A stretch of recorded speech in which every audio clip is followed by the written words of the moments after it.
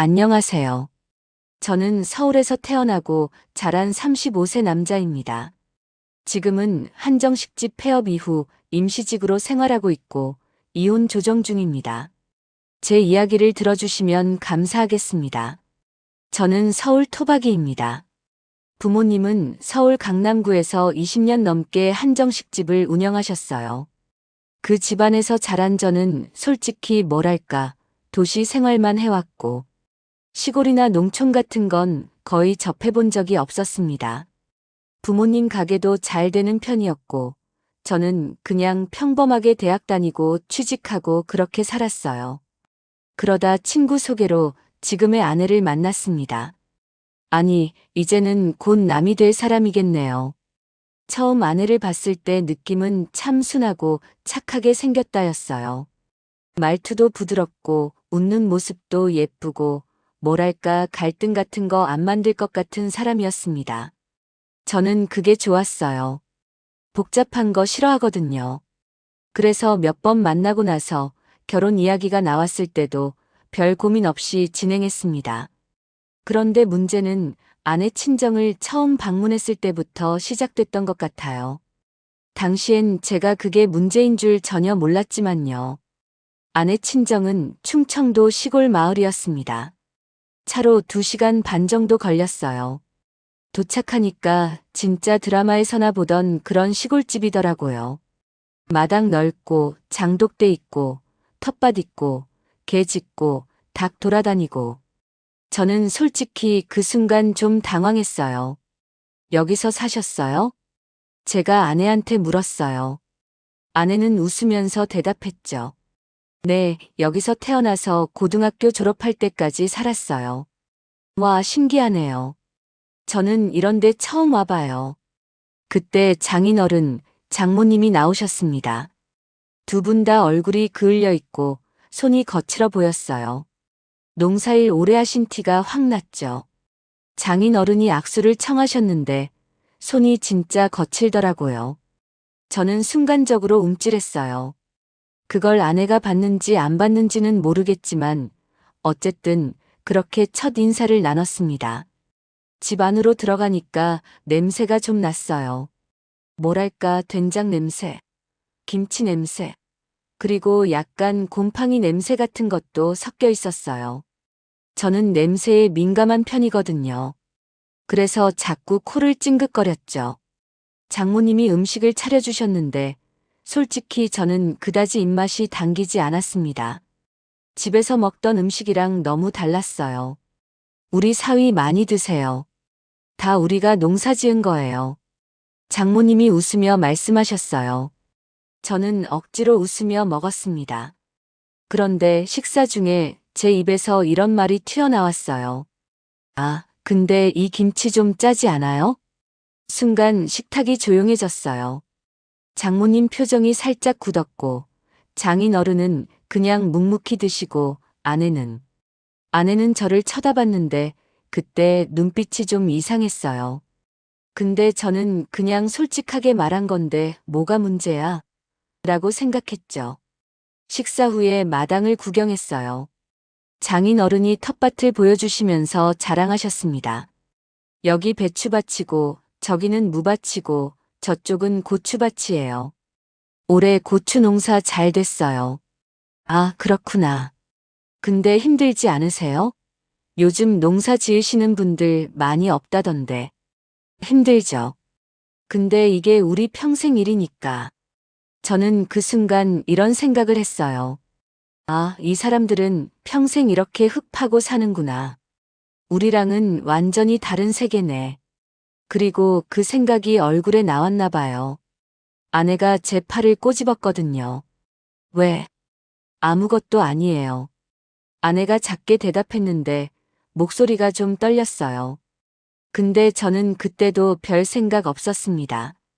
그날 밤 아내 친정방에서 자게 됐는데요. 방이 춥더라고요. 보일러가 제대로 안 되는 것 같았어요. 저는 이불을 머리끝까지 덮고 잤습니다. 근데 새벽에 일어나서 화장실 가려고 일어났는데 복도에서 장인 어른과 장모님이 나지막이 대화하시는 소리가 들렸어요. 사위가 우리 집 싫어하는 것 같은데.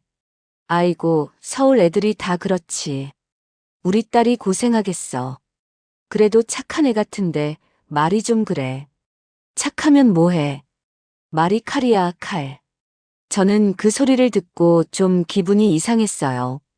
내가 뭘 잘못했지?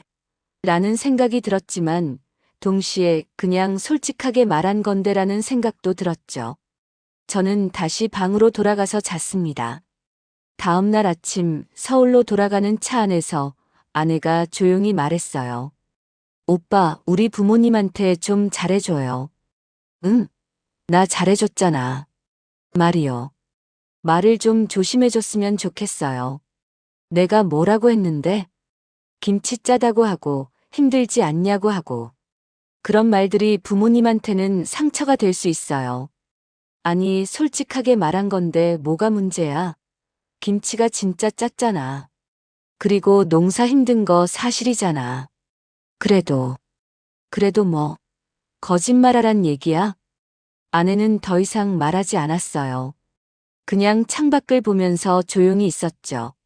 저는 그게 아내가 제 말에 동의한 거라고 생각했어요. 지금 생각하면 정말 멍청했죠. 그렇게 우리는 결혼했습니다. 결혼식은 서울에서 했어요. 아내 친정에서 오신 하객들이 좀 있었는데 다들 촌스러워 보였어요. 우리 쪽 하객들이랑 확연히 달랐죠. 제 친구들도 그걸 눈치챘는지 나중에 제게 이렇게 말했어요. 야, 너 장인어른 장모님 농사 지으신데? 완전 시골 느낌이던데. 응, 충청도에서 농사 지으셔. 와, 신기하다. 너랑 완전 다른 세계네. 적응 잘 되겠어? 뭐, 나야 상관없지. 어차피 아내랑 사는 거고. 그때도 저는 전혀 몰랐어요. 이게 얼마나 큰 문제가 될지. 신혼 초기에는 그럭저럭 괜찮았어요. 아내는 착했고, 집안일도 잘했고, 제게 잘해줬습니다. 저도 아내한테 잘해줬다고 생각해요. 생활비 잘 주고, 같이 영화도 보러 가고, 외식도 자주 했죠. 근데 문제는 시댁과의 관계였어요. 우리 엄마는 원래 말이 좀 거친 사람이에요. 뭐랄까, 서울 토박이 특유의 그 쏘는 말투. 직설적이고 날카로운 편이죠. 저는 어릴 때부터 그렇게 자라서 익숙했는데 아내는 처음엔 많이 당황한 것 같아요. 결혼하고 한 달쯤 됐을 때 아내 친정에서 김치를 보내왔어요. 큰 통에 배추김치가 가득 담겨 있었죠. 아내가 기뻐하면서 우리 엄마한테 드렸어요. 어머님, 저희 친정에서 김치 담가서 보내셨어요. 맛있게 드세요. 엄마는 김치통을 보더니 이렇게 말했어요. 어머, 근데 이거 좀 오래된 거 아니야? 색깔이 좀 그런데. 아니에요, 어제 담갔어요. 그래? 근데 왜 이렇게 색이 어두워? 고춧가루가 싼 거 쓴 거 아니야? 저희 아버지가 직접 고추 키우셔서 만든 고춧가루예요. 아, 그래? 그럼 괜찮네. 근데 텃밭에서 키운 거면 농약 같은 거 안 쳤지? 네, 저희 부모님은 농약 안 쓰세요. 그래? 근데 요즘 농약 안 쓰면 벌레 엄청 많이 꼬이던데. 씻을 때 조심해야겠네. 저는 옆에서 듣고 있었는데 뭐가 문제인지 잘 몰랐어요. 엄마가 그냥 걱정해서 하는 말 같았거든요. 근데 아내 얼굴이 점점 굳어지는 게 보였어요. 어머님, 저희 부모님이 정성껏 담가주신 건데. 알아. 나도 고맙게 먹는다니까. 근데 솔직히 우리 가게 김치가 더 맛있긴 하지. 하. 엄마는 웃으면서 말했지만 아내는 웃지 않았어요. 그날 저녁 아내가 제게 말했습니다. 오빠 어머님이 우리 부모님이 보내주신 김치를 너무 깎아내리시는 것 같아요. 응, 그랬어? 나는 못 느꼈는데. 엄마가 원래 그래. 악의 없어. 그래도 기분이 나빠요. 예민한 거 아니야? 엄마가 고맙다고 했잖아. 고맙다는 말 뒤에 계속 이상한 말을 하셨잖아요. 그게 엄마 스타일이야. 걱정돼서 하는 말이야. 너무 신경 쓰지 마. 아내는 더 이상 말하지 않았어요. 저는 그걸로 문제가 해결됐다고 생각했죠. 완전히 착각이었어요. 그 뒤로도 비슷한 일이 계속 반복됐어요.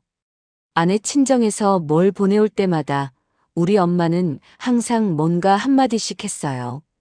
이 과일 좀 작은데? 이 반찬간이 좀 센데?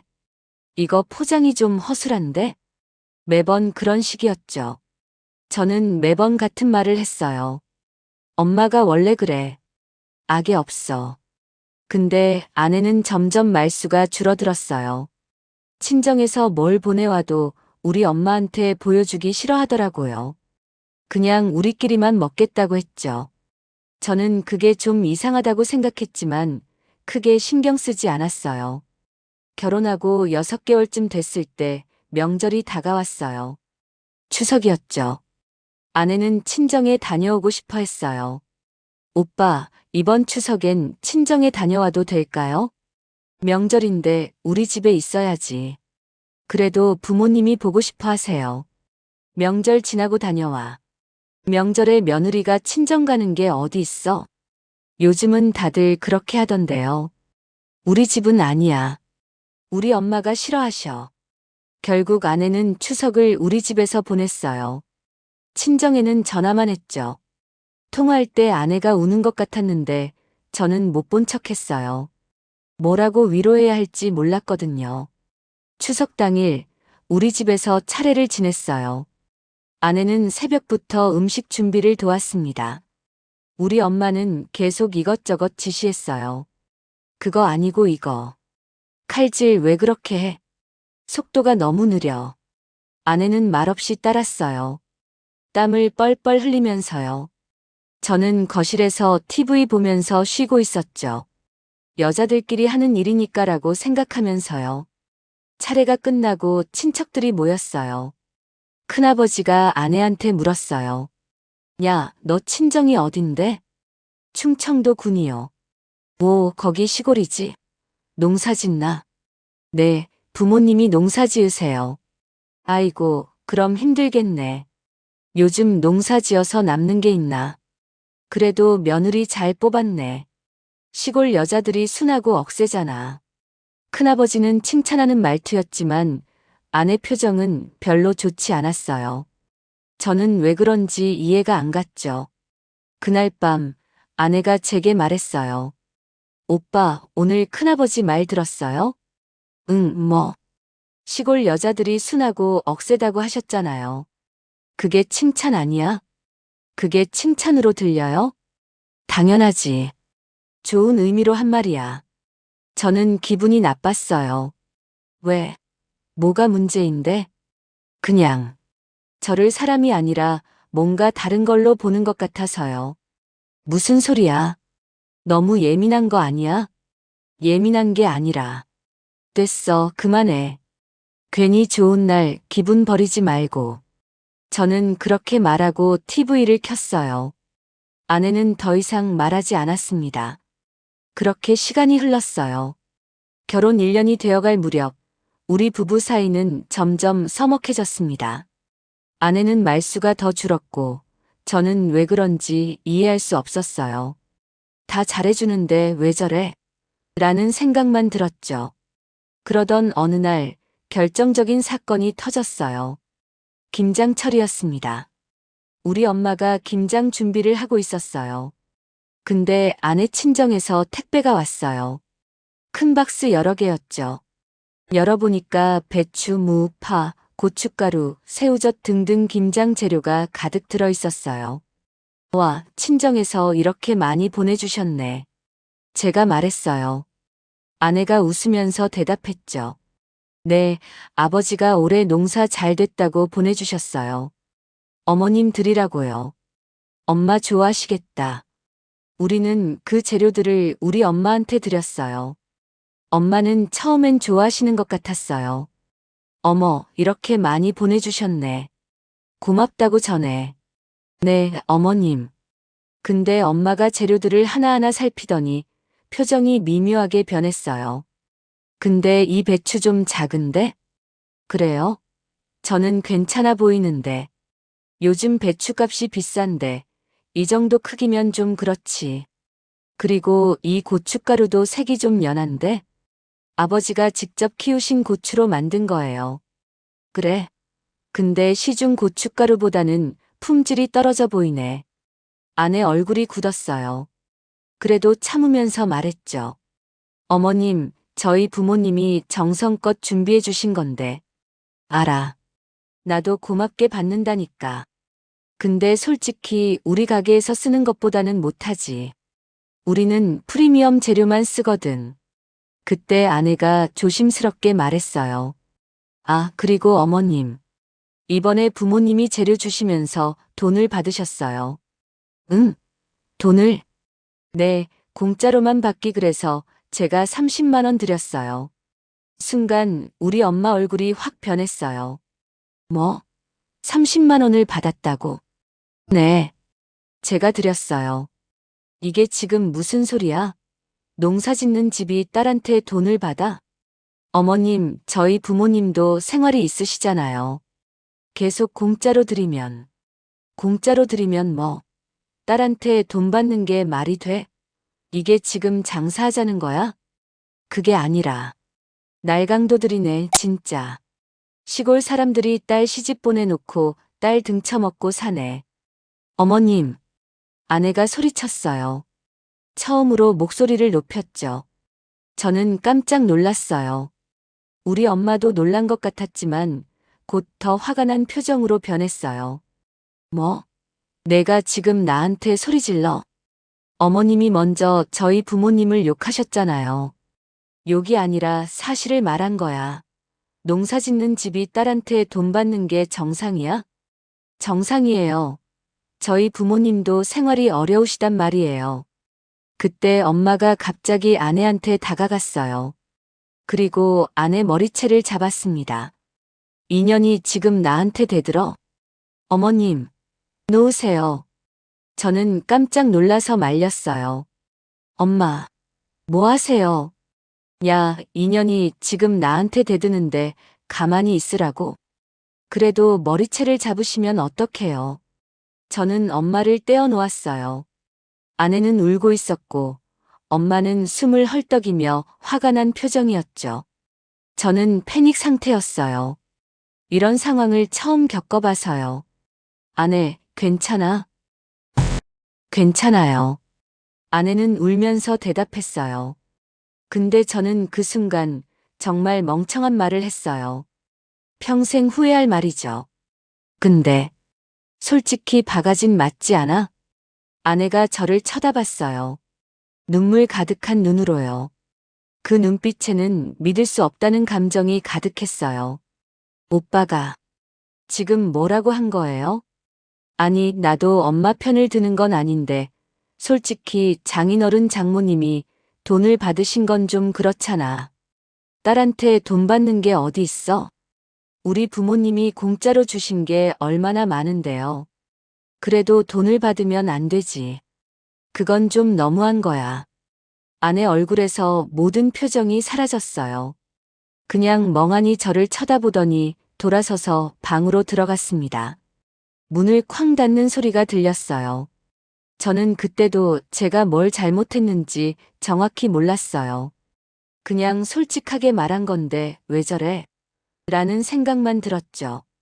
그날 밤 아내는 방에서 나오지 않았어요. 저는 거실에서 TV를 보다가 잠들었습니다. 다음 날 아침 아내가 나왔을 때 눈이 퉁퉁 부어 있었어요. 아내, 어젯밤에 울었어? 아니요. 눈이 부었는데. 신경 쓰지 마세요. 그날 아내는 친정에 전화를 했어요. 저는 옆에서 들었죠. 아빠, 저예요. 네. 아니에요, 괜찮아요. 네, 알겠어요. 통화하는 아내 목소리가 떨리고 있었어요. 뭔가 이상하다는 생각이 들었지만 저는 일하러 가야 했기 때문에 그냥 나갔습니다. 그날 저녁 집에 돌아왔을 때 아내가 거실에 앉아 있었어요. 표정이 심각했죠. 오빠 앉아요. 왜? 무슨 일 있어? 오늘 우리 부모님이랑 통화했어요. 응, 알아. 부모님이 진짜 얘기를 해주셨어요. 무슨 얘기? 아내가 천천히 말하기 시작했어요. 오빠네 가게, 그러니까 시댁 한정식집 있잖아요. 응. 거기 식재료 납품하던 농가들 있었죠? 그건 나도 잘 모르는데. 엄마 아빠가 다 알아서 하시는 거라. 그 농가들이 다 끊었대요. 응? 왜? 갑질 때문에요. 갑질? 저는 어리둥절했어요. 우리 부모님이 갑질을 했다고. 믿기지 않았죠. 말도 안 돼. 우리 부모님이 왜 갑질을 해? 품질이 조금만 마음에 안 들어도 전량 반품시키고 대제시도 주계속금 지급도 계속 미루고 단가도 계속 낮추라고 압박하셨대요. 그건 장사하다 보면 그럴 수도 있는 거 아니야? 그래서 농가들이 다 떨어져 나갔어요. 지금 남은 건 우리 친정밖에 없대요. 뭐? 우리 부모님만 유일하게 거래하고 계신 거예요. 그것도 원래 단가의 절반도 안 되는 가격이에요. 저는 말문이 막혔어요. 그게 정말이야? 아빠가 직접 말씀하셨어요.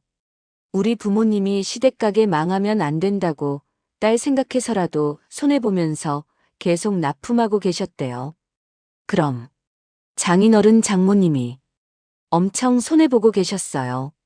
그래서 이번에는 제가 돈을 드린 거예요. 최소한의 원가라도 받으시라고. 저는 머리가 복잡해졌어요. 이게 무슨 소리인지 이해가 안 됐어요. 그럼 지금까지 우리가 네. 오빠네 가게는 우리 부모님 희생으로 유지되고 있었던 거예요. 나는 몰랐어. 당연히 몰랐겠죠. 저도 오늘 처음 알았어요. 아내는 담담하게 말했지만 목소리에는 분노가 섞여 있었어요. 그리고 어머님이 우리 부모님을 날강도라고 하셨잖아요. 그 말 들었을 때 정말 아내 목소리가 떨렸어요. 정말 죽고 싶었어요. 아내. 오빠는 그때 뭐라고 했죠? 바가지라고 했잖아요. 그건 오빠도 저희 부모님을 그렇게 생각하고 있었던 거예요. 아니야, 나는 그냥 뭐요? 솔직하게 말한 거요? 아내가 처음으로 저를 노려봤어요. 오빠는 항상 그렇게 말하잖아요. 솔직하게 말하는 거라고. 악에 없다고. 근데 그게 얼마나 상처가 되는지 알아요? 아내, 미안해. 나는 정말 몰랐어. 몰랐다고 다해요? 1년 넘게 저는 오빠네 집에서 온갖 말을 다 들었어요. 우리 부모님이 보내주신 것들 전부 다 깎아내리고 저를 시골 여자 취급하고. 그건 엄마만 그랬나요? 오빠도 똑같았잖아요. 처음 우리 집 왔을 때부터 오빠 표정에 다 나왔어요. 냄새 난다고 코 찡긋거리고 음식 맛없다고 표정 구기고 우리 부모님 손 거칠다고 움찔하고. 그건 그때부터 알았어요. 오빠는 우리 부모님을, 저를 진짜로 아래로 보고 있다는 걸. 저는 아무 말도 할 수 없었어요. 아내 말이 다 맞았거든요. 미안해. 정말 미안해. 사과받고 싶지 않아요. 아내가 일어섰어요. 저 친정 갔다 올게요. 지금? 네, 지금. 언제 와? 모르겠어요. 아내는 짐을 싸기 시작했어요. 저는 말리지 못했어요. 뭐라고 말해야 할지 몰랐거든요. 아내가 집을 나간 뒤 저는 혼자 앉아 있었어요. 머리가 복잡했죠. 그리고 며칠 뒤 더 큰 충격이 찾아왔습니다. 아내 친정에서 연락이 왔어요. 장인 어른이 직접 전화하셨죠. 사위 나야. 아, 네. 장인 어른. 우리 딸 잘 있지? 네. 지금 친정에 있잖아요. 알아. 그래서 전화한 거야. 네. 우리가 이제 너희 가게랑 거래 못할 것 같아. 네. 미안하다. 우리도 생활이 있어서 더 이상은 못 해주겠어. 장인어른 그리고 다른 농가들한테도 연락했어. 우리 딸 생각해서 다들 참고 있었는데 이제는 그만하라고 했어. 예? 너희 가게 앞으로 식재료 구하기 힘들 거야. 동네에서 다 소문났거든. 갑질하는 집이라고. 장인어른, 미안하다. 우리도 참았는데 이젠 못 참겠어. 우리 딸이 그렇게 당하는데 어떻게 가만히 있어. 전화가 끊겼어요. 저는 멍하니 앉아 있었죠. 그리고 그날부터 일이 터지기 시작했습니다. 며칠 뒤 우리 가게에 식재료가 들어오지 않기 시작했어요. 부모님이 다급하게 이곳저곳 연락했지만 다들 거절했대요. 그 집이랑은 안 한다고요. 이게 무슨 일이야? 아버지가 소리쳤어요. 식재료가 안 들어오면 장사를 어떻게 해? 당신이 평소에 농가들한테 잘했어야지. 엄마가 대꾸했어요. 내가 뭘 잘못했어. 품질 관리 제대로 한 것뿐인데. 품질 관리가 아니라 갑질이었다는 거 몰라. 부모님이 싸우는 걸 처음 봤어요. 저는 그 광경을 멍하니 보고만 있었죠. 다음 날 더 큰 일이 터졌어요. 예약 취소가 쏟아진 거예요. 수백 건이 한꺼번에요. 이게 무슨 일이야? 아버지가 컴퓨터를 보며 소리쳤어요. 저도 확인해 봤는데 예약 게시판에 악플이 가득했어요. 이 집 갑질한다던데 사실이네요. 식재료 품질 엉망입니다. 절대 가지 마세요. 농가들한테 갑질해서 식재료도 제대로 못 구한다던데요. 최악의 식당. 별 연계도 아까워요. SNS에도 우리 가게 이름이 올라오기 시작했어요. 인스타, 블로그, 네이버 리뷰. 어디서 이렇게 퍼진 건지 모르겠지만 순식간에 동네 전체가 알게 된 것 같았어요. 가게 매출은 급락했어요. 손님이 끊겼죠. 예약도 없고 당일 손님도 없었어요. 가게 문을 열어도 텅텅 비어 있었습니다. 이럴 수가. 아버지가 주저앉으셨어요. 엄마도 울고 있었고요. 저는 뭘 어떻게 해야 할지 몰랐어요. 식재료를 구하려고 마트에 가봤어요. 근데 마트에서 파는 것들은 원가가 너무 비쌌어요. 그걸로 장사하면 남는 게 없었죠. 이러다 망하겠어. 아버지가 한숨을 쉬셨어요. 직원들이 하나둘씩 그만뒀어요. 월급이 밀리기 시작했거든요. 주방장도 나가고 홀 직원도 나가고 마지막엔 가족끼리만 남았어요. 한 달이 지나자 가게는 완전히 망했어요. 손님은 하루에 한두 팀, 적자는 계속 쌓여갔죠. 임대료도 못 내고 직원 월급도 못 주고 결국 부모님은 가게 문을 닫기로 결정하셨어요. 20년 넘게 운영한 가게를. 엄마가 울면서 말했어요. 다 내 잘못이야. 내가 잘못했어. 저는 그제야 깨달았어요. 이게 다 우리 가족이 벌인 일의 대가라는 걸. 아내 친정, 그리고 다른 농가들이 얼마나 억울했을지, 그리고 아내가 얼마나 상처받았을지. 가게가 문을 닫고 며칠 뒤 아내한테 연락했어요. 아내 나야. 집 좀 나올 수 있어? 왜요? 얘기 좀 하자. 할 얘기 없어요. 제발. 한 번만. 결국 아내가 나왔어요. 오랜만에 보는 아내는 많이 야윈 것 같았어요. 아내 미안해. 제가 먼저 말했어요. 정말 몰랐어. 우리 부모님이 그런 짓을 하고 있었는지, 장인어른 장모님이 그렇게 손해보고 계셨는지. 진짜 몰랐어. 몰랐다고 다해요? 아니, 그게 아니라. 1년 넘게 저는 오빠네 집에서 온갖 무시를 당했어요. 우리 부모님도 무시당했고요. 근데 오빠는 한 번도 저를 지켜주지 않았잖아요. 미안해. 정말 미안해. 저는 무릎을 꿇었어요. 길거리에서요. 사람들이 쳐다봤지만 신경 쓰지 않았어요. 제발 한 번만 기회를 줘. 다시 잘해볼게. 오빠. 우리 다시 시작하자. 제발. 아내가 저를 내려다봤어요. 그 눈빛은 차갑게 식어 있었어요. 오빠는 솔직한 게 아니라 무례한 사람이에요. 뭐? 오빠는 솔직하다는 핑계로 사람들한테 상처를 주는 사람이에요. 그것도 모르고 살았죠. 나는 우리 부모님을 짓밟아 놓고 이제 와서 가족 운우네요? 웃기지 않아요? 아내, 제발. 이혼해요. 예? 이혼하자고요. 저는 더 이상 오빠랑 살 수 없어요. 아내, 그런 말 하지 마. 우리 다시. 오빠네 가족이 우리 부모님한테 한 짓 알아요? 20년 가까이 헐값에 식재료 공급받으면서 한 번도 고맙다는 말 없었어요. 오히려 품질 나쁘다고, 모자라다고, 그렇게 갑질만 했죠.